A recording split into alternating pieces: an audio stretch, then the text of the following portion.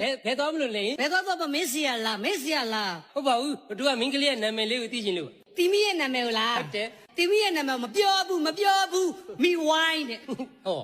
ပြောပြီးပြီလေပြောပြီးပြီလေပြောပြီးပြီလေနာမည်လေးကမိဝိုင်း ဟုတ်တယ် တက်လိုက်တဲ့နာမည်လေးဟိုမင်းကလေးကိုကွမြင်းမြင်းချင်းနွားနွားချင်း မြင်းနော်မြင်းမြင်းမြင်းချင်းကြားကြားချင်းဆိုသူပဲနှစ်ချင်းအခုချက်တယ်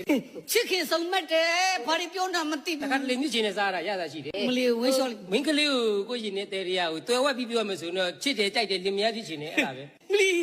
အဲ့လောက်သွဲဝိုင်းလိုက်လားအဲ့လောက်သွဲဝိုင်းလိုက်လားဒဲကြီးပါလားဒဲကြီးပါလား ကြပြားဆန်းဆန်းလေးပြောမယ်ဆိုရင်မင်းကဘာနဲ့တူလဲဆိုရင်လွတ်လပ်နေတဲ့မြေခွက်လက်ကြီးနဲ့တူပါတယ် ဟုတ်တယ် ကိုကစံပြက်လေရလူသားကောင်းနဲ့တူပါတယ် ဟုတ်တယ် အဲ့တော့မင်းရဲ့လွတ်လပ်နေတဲ့မြေခွက်လက်မှာကိုယ့်ရဲ့မုံလာဦးလေးစိုက်ပြရစီလို့ မလီ